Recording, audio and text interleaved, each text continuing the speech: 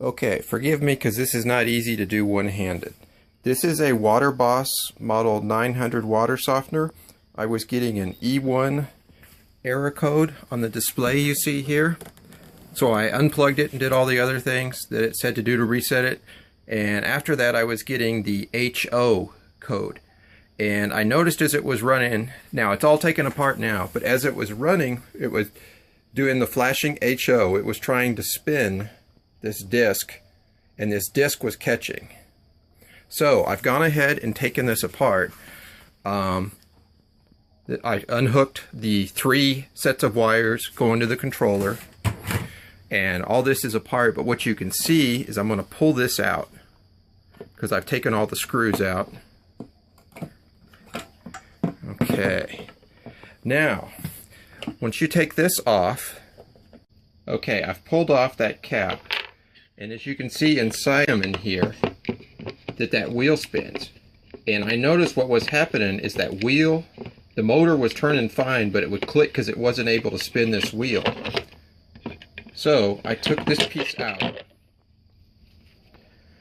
and I noticed it was abraded a little bit on the edge of this wheel. So I took some 2000 grit sandpaper, and I spent a while doing this because 2000 doesn't take off a lot at a time. But there were a little bit of burrs and edges on this that were catching. So I cleaned that off real good with the sandpaper.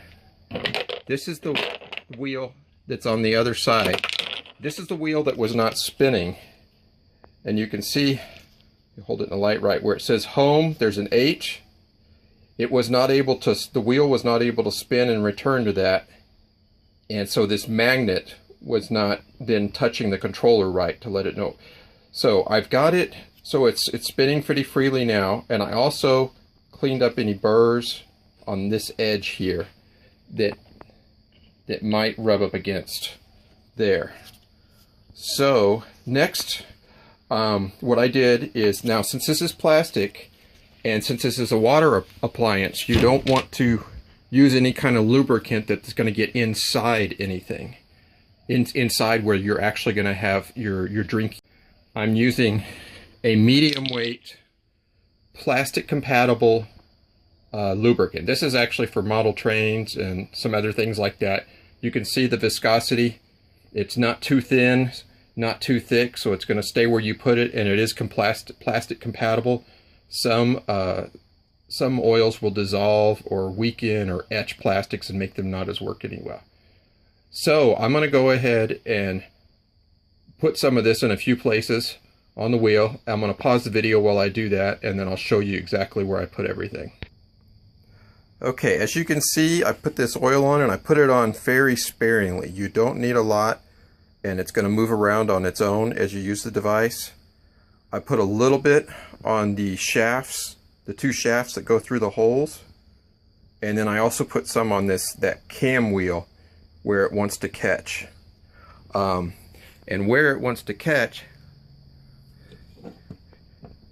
is on that, there's a gray piece in there that the wheel fits into, and it's an oblong shape.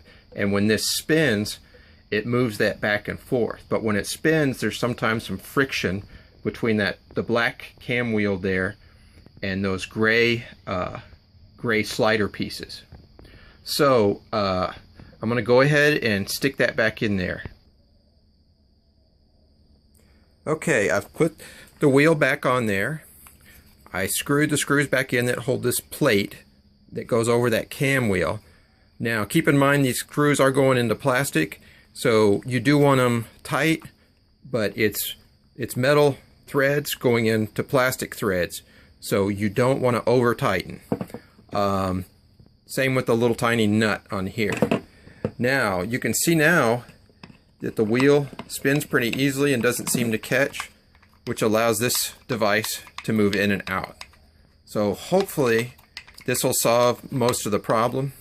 Now keep in mind as you're doing this, there's lots of tiny little parts and washers and things like that. Luckily, you don't want to lose any of these. Luckily, there is a good parts diagram in the manual for this thing that shows all these parts, identifies exactly what they are and where they go. So If one does happen to pop off, if you can find it, you should be able to look at the manual and figure out where it goes. Now, I'm going to go ahead and put this back in here.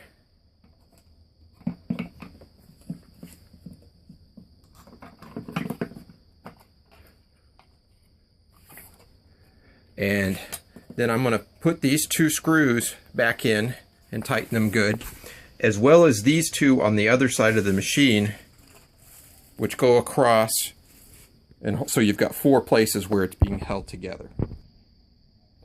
Okay, I've got it fixed back in there, and luckily the wheel still seems to be turning freely and not catching.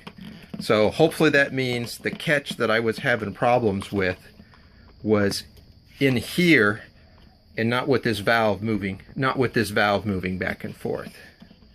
So now that I've got that back in place, the next step is to hook up these pieces, which have something to do with the brine tank.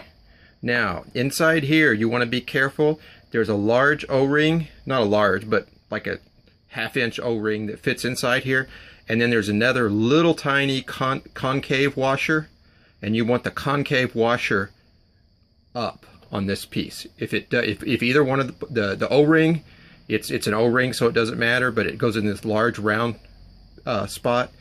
The smaller concave washer goes with the concave side up, and then it's going to go back on there.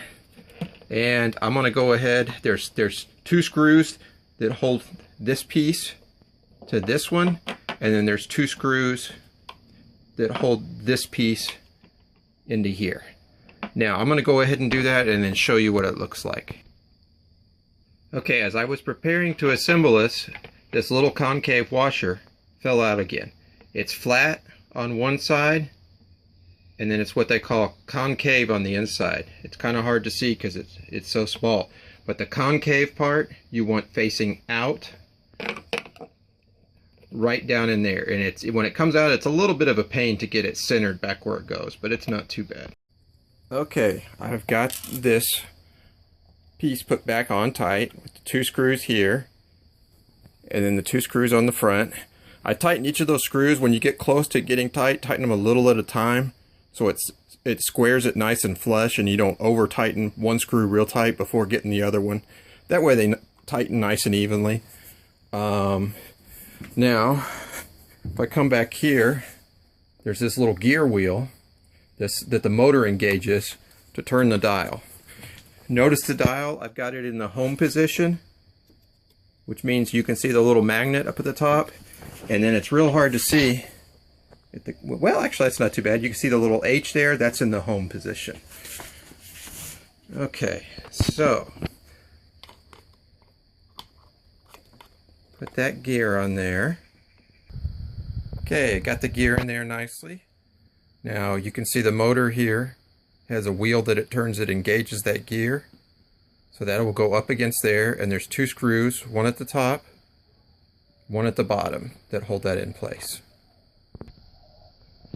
Okay, got the motor back on. Looks like I got everything good hooked up. Not any extra screws, which is always a good sign. Now, I'm going to take the controller pad here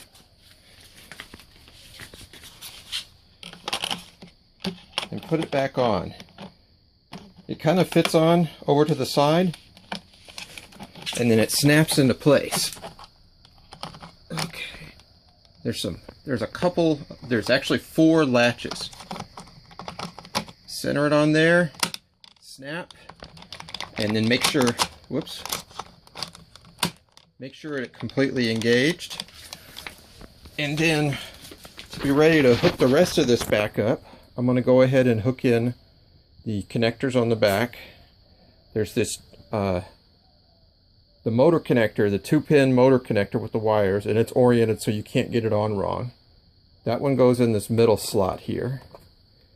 There's another one over here, black wires, and it's got 3. And it has a certain way it goes on. Looks like the pins are towards the top.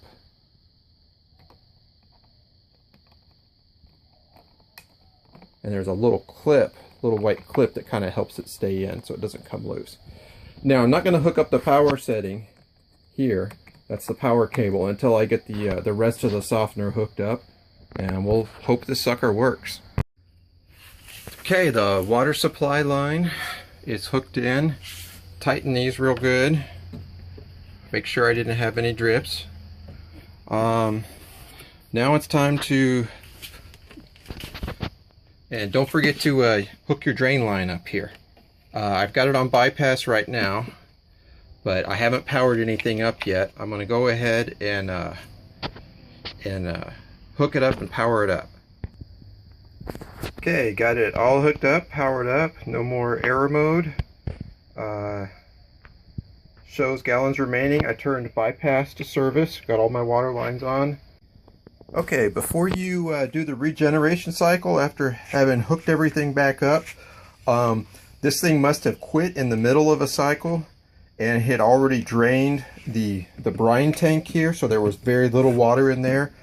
So there was still some, so I did like it says in the beginning instructions and put almost 2 gallons, not quite, almost 2 gallons of just regular water in the brine tank.